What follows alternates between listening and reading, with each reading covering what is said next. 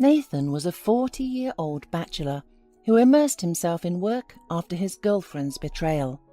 Upon returning from the army many years ago, he discovered that Kylie, a sweet and modest girl who promised to wait faithfully and quietly, cried, confessing her eternal love, had married Nathan's best friend, and the couple were already expecting their first child. Although it's a banal story that has happened countless times, Nathan could no longer open his heart to anyone. He was sure that Kylie was not like everyone else and would surely be faithful, but he was wrong. Since then he had no faith in female loyalty. Nathan sometimes met with charming girls, pleasant to talk to, and spent time with them, but their relationship never went beyond casual meetings. He decided that he would become successful and wealthy, and then Kylie would see what she missed out on. But when his business started going well, and a whirlpool of important matters took over, he completely forgot about his first love. Now all his thoughts were occupied by business deals, meetings, and new projects. However, Kylie knew about Nathan's successes from mutual acquaintances and tried to arrange meetings with him. A couple of times, when she did arrange them, she flirted and said how deeply she regretted not being able to see his potential and missing out on such a man. However, Nathan was not touched by her words at all. On the contrary, it was even unpleasant for him to hear them from someone he once considered a modest innocent. For him, she was just like many others from now on. Things were going quite successfully in Nathan's company, and he didn't need anything else in life.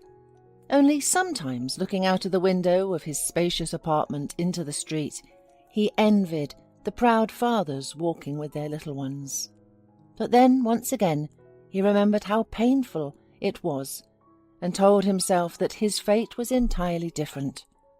Who knows if he would have achieved such heights if he had tied his life with Kylie? Or maybe he would now be working as a fitter or a turner at a factory, coming back home tired, where screaming children and an angry wife demanding money were waiting for him. No, he was clearly just lucky. This is how Nathan comforted himself every time thoughts of family weighed on his soul. He was engaged in the sale of building materials, had a network of stores throughout the city with products for apartment renovation, and recently opened a small factory for the production of some construction materials. Of course, the main thing in his business is to increase the clientele, and here Nathan was lucky.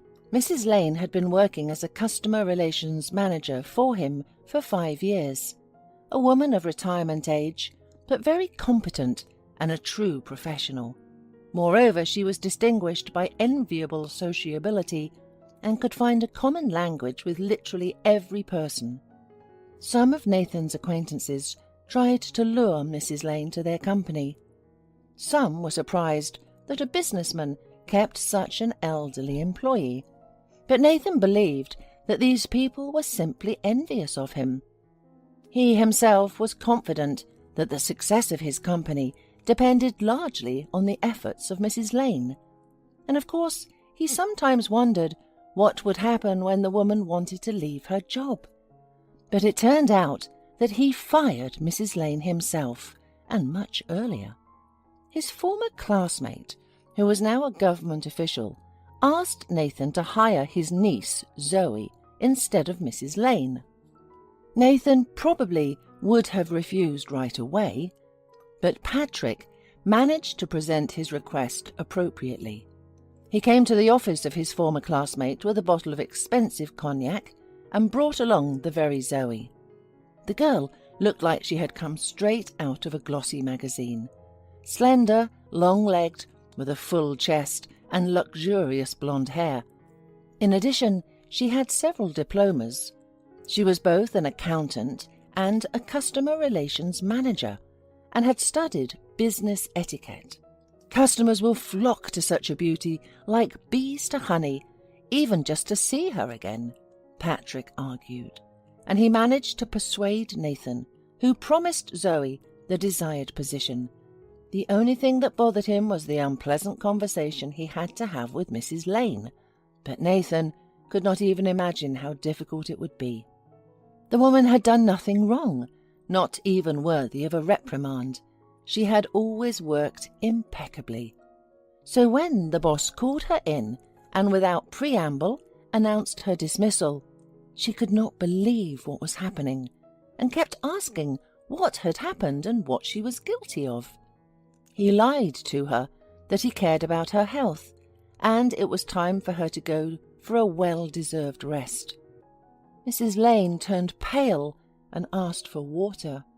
Then she begged to be allowed to stay in the company as a janitor at least, but Nathan refused. He did not want to see Mrs. Lane, a highly professional specialist, with a mop and bucket every day.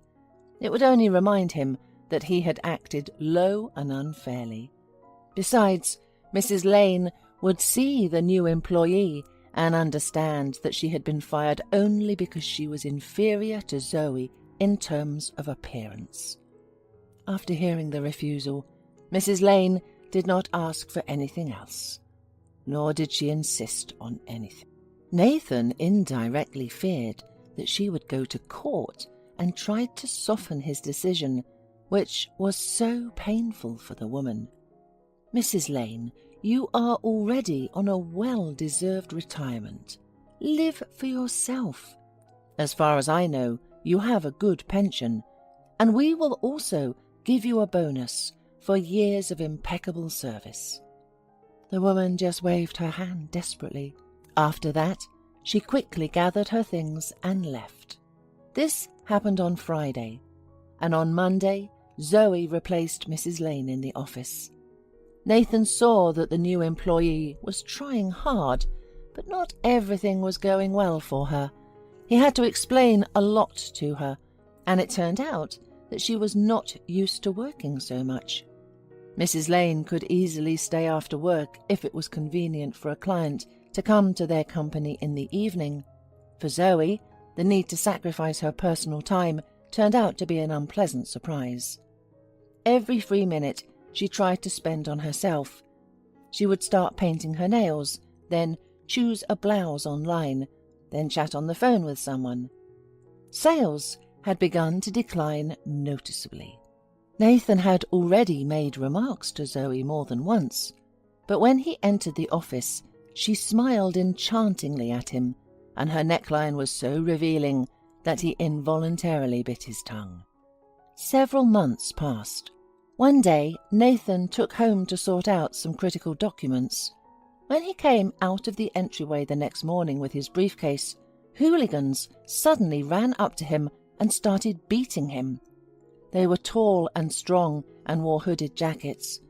Nathan didn't have time to examine their faces because he immediately fell. In his heart, Nathan hoped that the thugs would take his wallet with the money and leave. But the guys didn't limit themselves to the pack of bills they found on him. They also grabbed his briefcase and then fled. Nathan tried to get up, feeling for his glasses on the asphalt. Suddenly, he heard a male scream. "Oh, damn it!" Then came the sound of falling. Finally, putting on his glasses, Nathan saw that one of his attackers apparently slipped on something while running under the arch, and now his injured leg was making it difficult for him to rise. And the other bandit was hit on the head by a woman in a scarf and a cotton jacket. Nathan could not believe his eyes. Meanwhile, the woman hurried to him. "Nathan, are you okay? Let me call an ambulance," a familiar voice said, and he recognized Mrs. Lane. "Mrs. Lane, but how did you manage?" he could only ask. Mrs. Lane smiled. "As soon as I noticed they start beating you, I was confused at first, but I immediately called security, and then I saw these scoundrels were running in my direction. Well, I threw the bucket at their feet.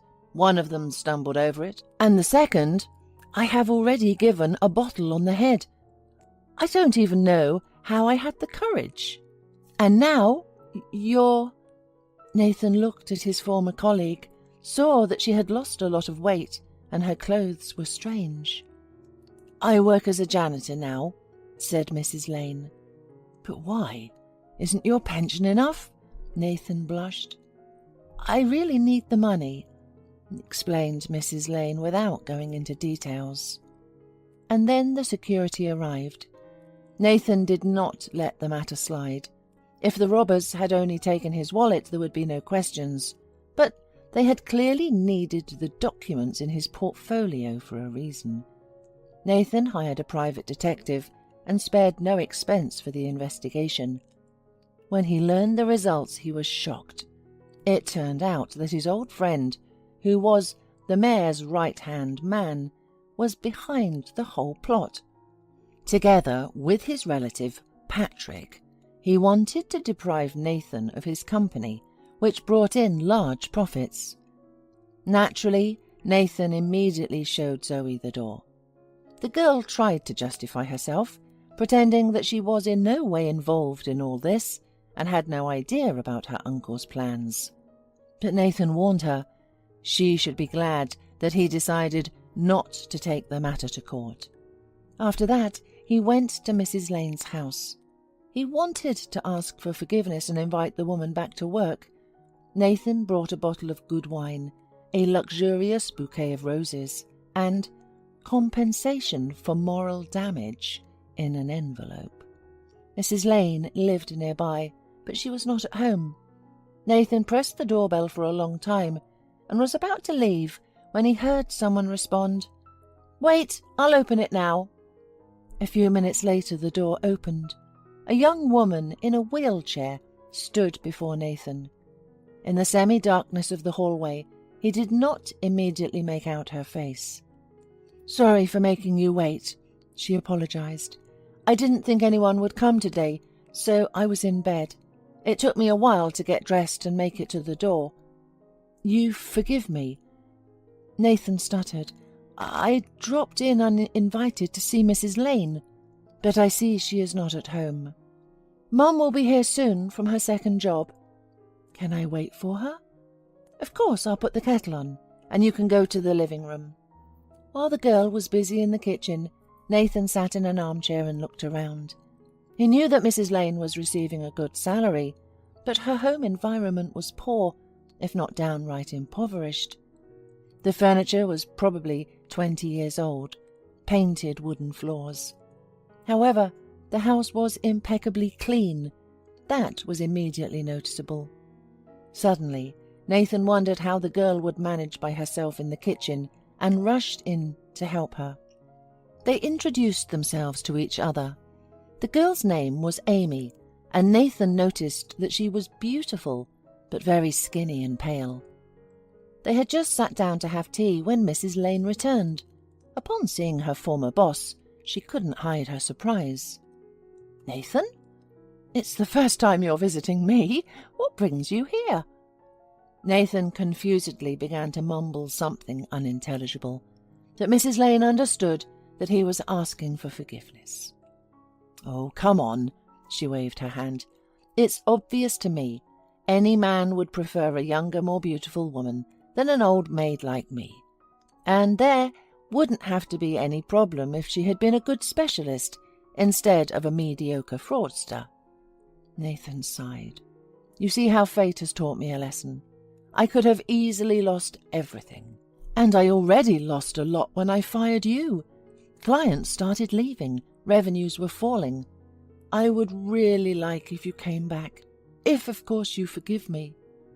Mrs. Lane looked him straight in the eye. "Honestly, I don't know what to say, Nathan. My daughter Amy has serious problems with her spine. Everything I earned always went towards her treatment. Sometimes it wasn't enough and I had to take out loans. I'm still paying off one now. I know I can work as a janitor or a cleaner as much as my strength allows. No one will fire me. But in your and other companies, it's a real swing. One day you're valued, the next day you're kicked out for nothing. I can't afford all these ups and downs." Perhaps Nathan had never been so ashamed in his life. Please, think about it some more, he asked Mrs. Lane. And with that, he bowed and left. In the next few days, he paid off Mrs. Lane's loan to the bank, asking that his name not be revealed to her, just some benefactor who wanted to do a good deed. He also found a clinic where Amy was being treated, talked to the doctors. She needed an expensive operation. If it went well, Amy would almost certainly be able to walk again. Nathan said that there was no need to wait for quotas. He would pay for everything. He found out the details and wrote a check for the necessary amount. On the same day, Mrs. Lane called him. She could not hide her tears of happiness, as she understood who played the role of the benefactor. Mrs. Lane reported that she would stay with Amy for the first time after the surgery, and as soon as her daughter felt better, she would immediately start working. The operation was successful. Nathan often visited the woman in the clinic, brought her flowers and fruits, and rejoiced that everything was going well. He himself did not notice that he was becoming increasingly attached to Amy, and his heart quickly opened up to this cute, modest, and smart woman. He stayed in the ward for a long time, talking about all sorts of nonsense like a schoolboy in love. When Amy began to get up and take her first timid steps, Nathan was always there to support her. On the day when Amy was discharged from the clinic, Nathan proposed to her, and the girl replied with consent. They had a modest wedding, as the bride still had a long period of rehabilitation ahead of her. Instead of a honeymoon, the young couple went to a good sanatorium in Germany. Mrs. Lane no longer worked as a cleaner, but returned to the company she had put so much effort into. She not only negotiated with the most important clients, but also taught young managers this art. Getting knowledge at the university is one thing, but practice is quite another. Nathan kept his word and never went to court against Patrick. However, a few months later the official was dismissed from his post, and a criminal case was opened against him for another reason. He had too much debt and had to return the money to very serious people. Patrick was an avid gambler and spent any amount that came into his hands. To pay off, he was even ready to commit a crime. It didn't work out with Nathan. He got into the state treasury, took out what did not belong to him. Soon Patrick was tried, given a sentence, and his property was confiscated. Zoe now had to seriously look for a job. Fortunately, some kind-hearted acquaintance placed her in the accounting department of an enterprise. But in the woman's team, the girl's charms could no longer interest anyone. Nathan told his wife and mother-in-law about all this over dinner, and then apologized again to Mrs. Lane.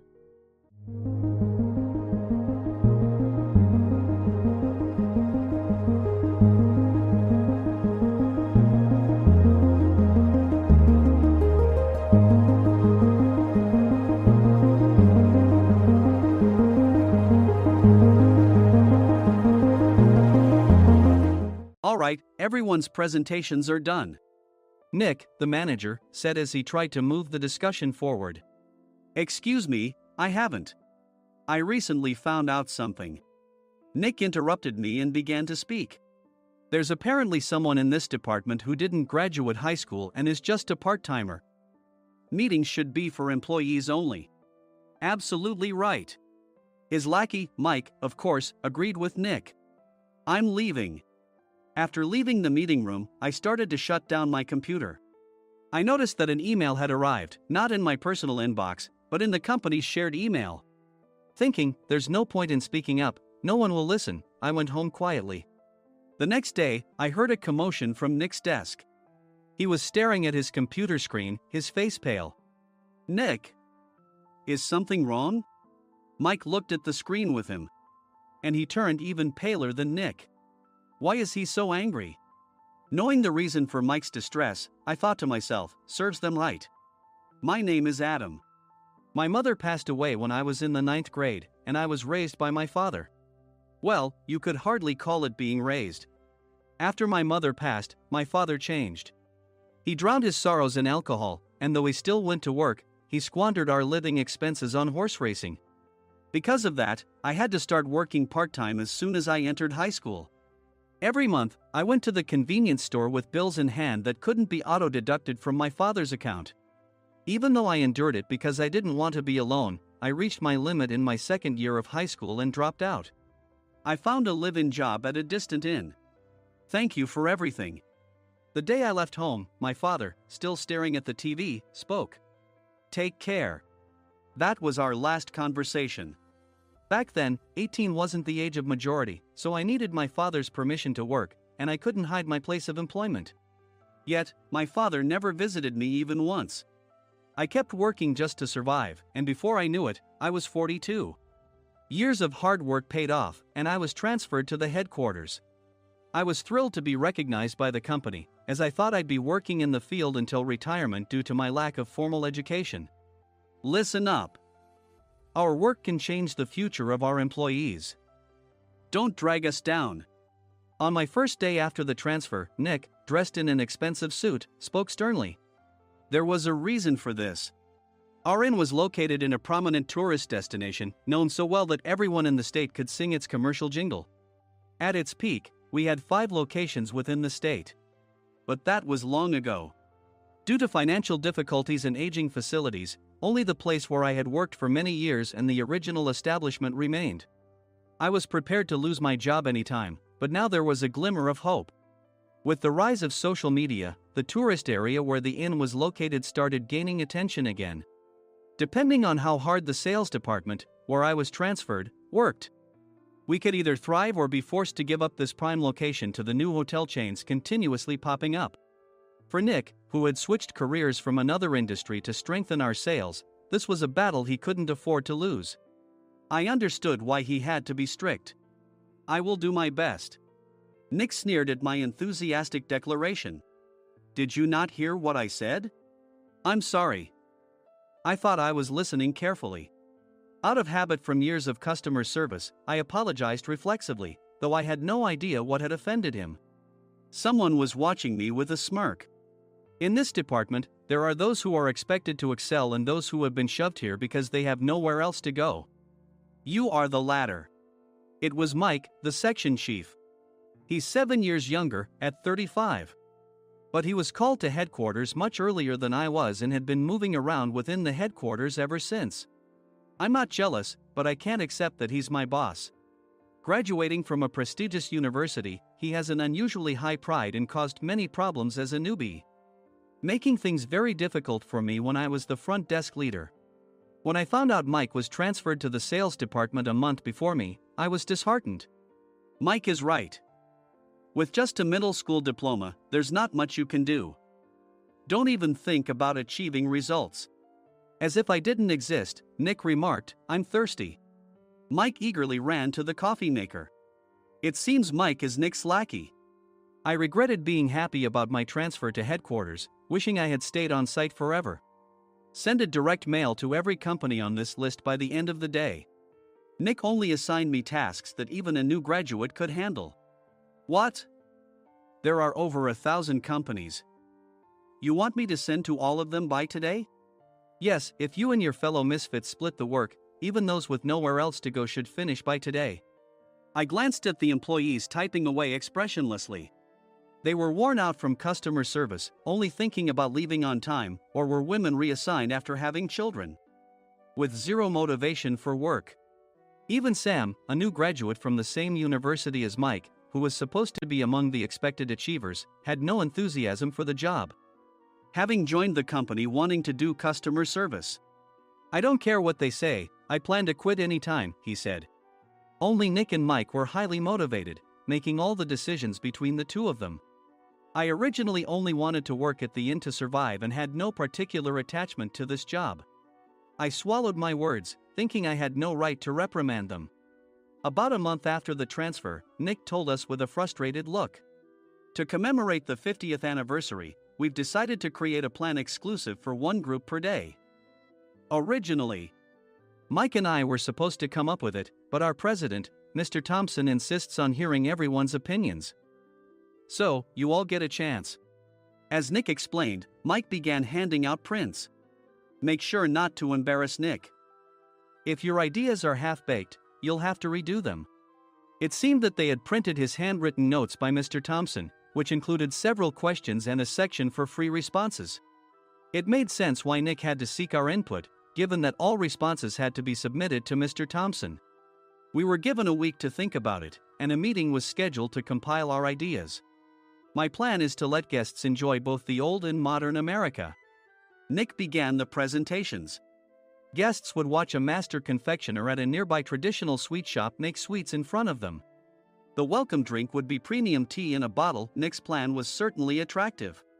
After his presentation, Nick called on us to present in the order we were seated. Just as I stood up for my turn. All right, everyone's presentations are done. Excuse me, I haven't. I recently found out something. Nick interrupted me. There's someone in this department who didn't graduate high school and is just a part-timer. He was likely talking about me. I joined the company as a part-timer and was made a full-time employee when I turned 20. That was 20 years ago, so Nick and Mike probably had no chance to know until recently. Meetings should be for employees only. Absolutely right. After that, Nick kept creating opportunities to solicit everyone's opinions, purposefully excluding me from speaking. The meeting unexpectedly heated up and went past the scheduled end time. A few people asked to leave, and the discussion continued with the remaining few. Still here? Normally, you'd leave in that situation.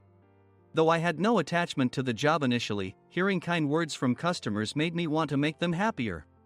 For someone like me, with nowhere to go, the inn was my home and customer service was my life. I felt pathetic about my current self. I'm leaving. I left the conference room and started shutting down my computer. I noticed an email had arrived, not in my personal inbox, but in the company's shared email. Thinking no one would listen to what I had to say anyway, I quietly went home. The next day, while preparing the DM as instructed, I heard a commotion from Nick's desk. In his haste to stand up, he hit his knee on the desk. He stared at his computer screen, his face pale. Nick! What's wrong? Mike, thinking he should be the first to rush over, approached Nick while still wearing his coat. He peered at the screen with Nick. And he turned even paler than Nick. Why is he so angry? Who is responsible for this company? Nick, more irritated than ever, asked, and Mike answered without checking. Probably Sam. Sam wasn't there because he was attending a morning training session for new hires. Nick gave up on getting angry and returned his gaze to the screen. They were looking at an email that arrived right after the end of the working day yesterday. Apparently, no one, including me, had checked it before leaving. The email was from a large company that used us for their annual employee trips. The president and executives of that company also frequently used our services personally. President of the company, Mr. Mason himself, had declared that neither he nor his company would ever use our services again. Well, some companies cancel their employee trips or stop using our services due to financial struggles. Let's just move on. Mike kept wiping the sweat from his forehead with a handkerchief. Knowing why Mike was so agitated, I quietly watched their interaction.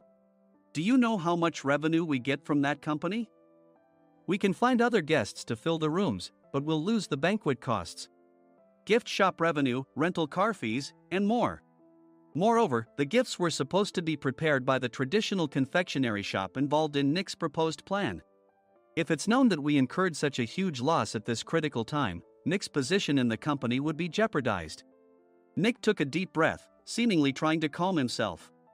All right, Mike. Go to New York right now and apologize to Mr. Mason. What? You're coming with me, right? I have urgent work to do. I trust you, which is why I'm entrusting this to you. Please. Mike, believing Nick's sincerity, agreed with a determined look on his face, saying, yes. That's Nick for you. Even if Mike went to apologize, Nick would shift all the blame onto him if the client didn't change their mind. Well, it was Mike's fault to begin with, so it served him right. About 3 hours later, Sam answered a call from somewhere and repeatedly apologized, saying, "I'm very sorry." Everyone watched to see what was happening. After ending the call, he informed Nick with a weary tone. When Mike arrived at the client's company, he only made things worse, further infuriating Mr. Mason. He was demanding, "Get his boss here immediately." It was no wonder Sam was exhausted, dealing with such a call right after returning from training. "What is that idiot doing?" "All right, Adam, you're coming with me. If sacrificing Mike didn't work, then I must be next." Normally, I'd want to refuse at all costs, but I saw an opportunity in this situation. "If I can be of assistance, I'd be happy to join you." I immediately followed Nick, and we flew to New York. When we introduced ourselves at the reception, it became clear how serious the situation was, as the receptionist personally escorted us to the president's office. Angry voices leaked through the door, making both Nick and me uneasy. "Excuse me. I'm Nick, the supervisor. I understand my subordinate has caused you trouble, and I deeply apologize." Nick, with his experience in the corporate world, knew enough to offer an apology before excuses.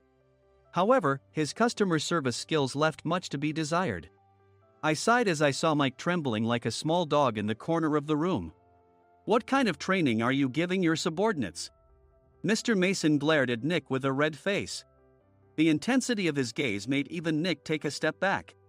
Regrettably, I joined this company only 2 years ago and was unaware of Mike's issues. I should have identified his shortcomings sooner. Indeed, I should have realized sooner. No sensible person would come to apologize and then give a lengthy presentation on the drawbacks of not using their in. Nick froze, his mouth slightly open. Suspecting the worst, I picked up the documents that had fallen to the floor. It seemed Mike hastily prepared these documents on the plane, listing the disadvantages. Disadvantage 1: if you change the venue for the company trip, employees might suspect it's for cost-cutting reasons, leading to a negative impression. Reading it aloud half-jokingly, Nick snatched the papers from my hand and checked the contents with a furious expression.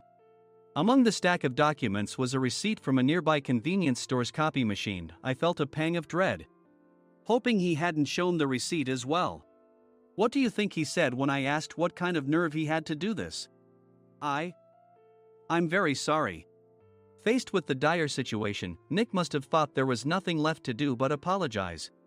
In a voice smaller than I'd ever heard from him, he uttered words of apology.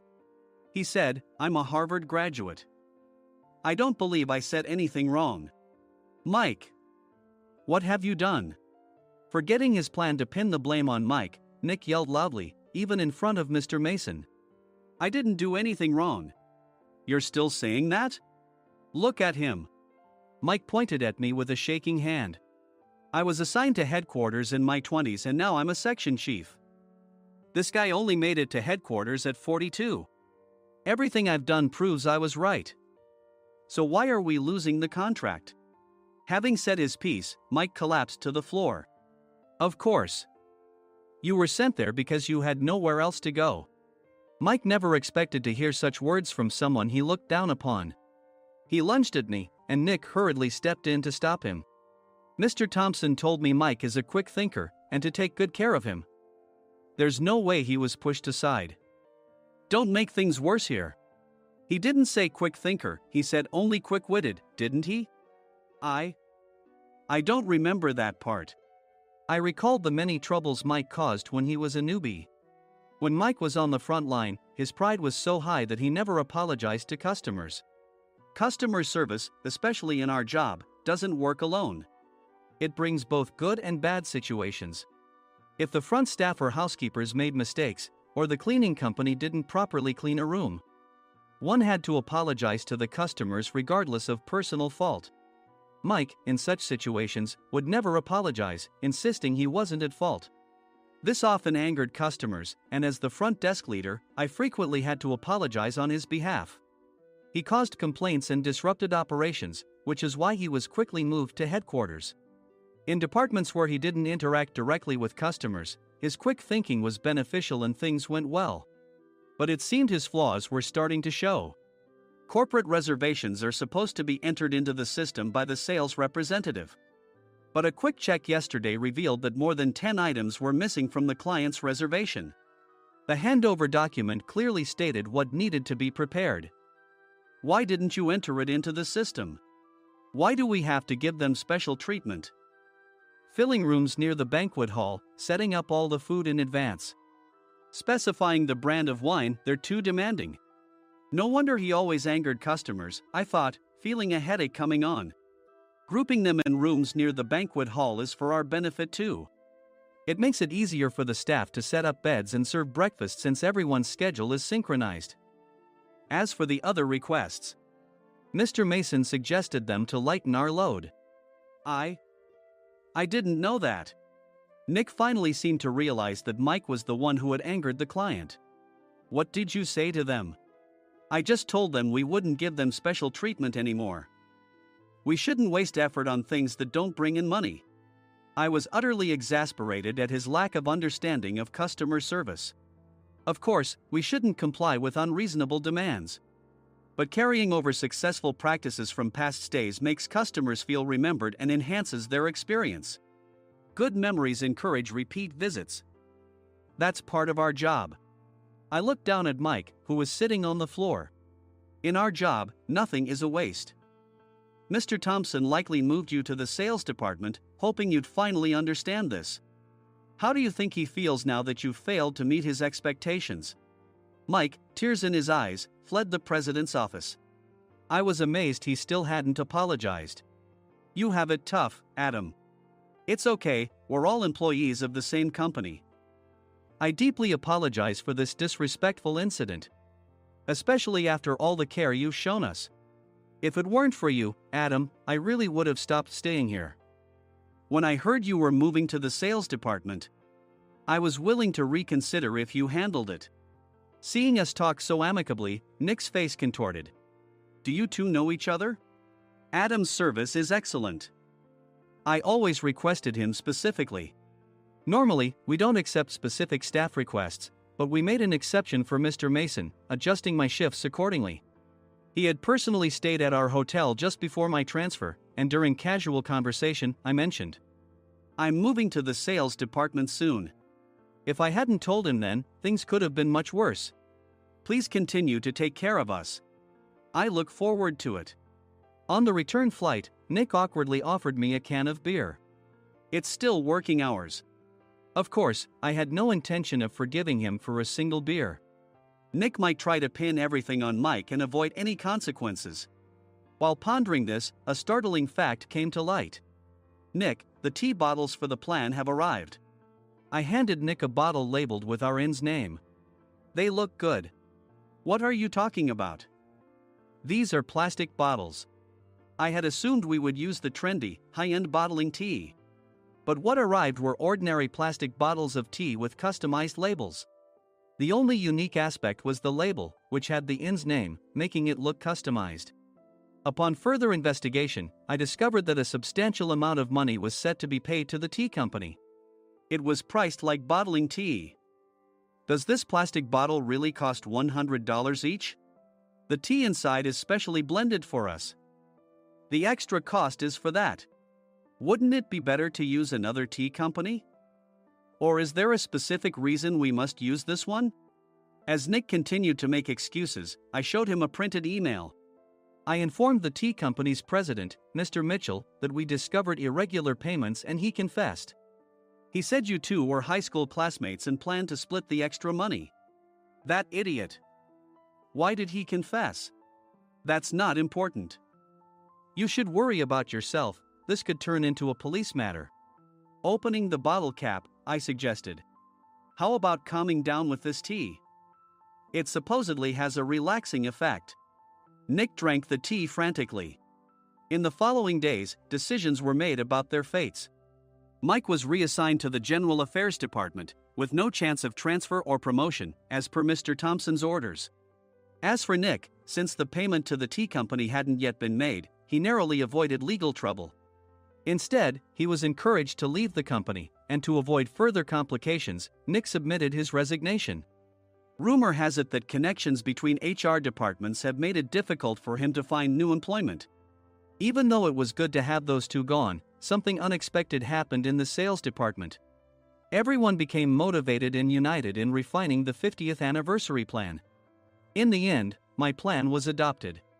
We collaborated with the Tourist Information Center to provide personalized guides. The plan, tailored to the number of guests, was truly special for the 50th anniversary. Hey, is Adam's family coming to stay? I immediately booked that special plan for my family.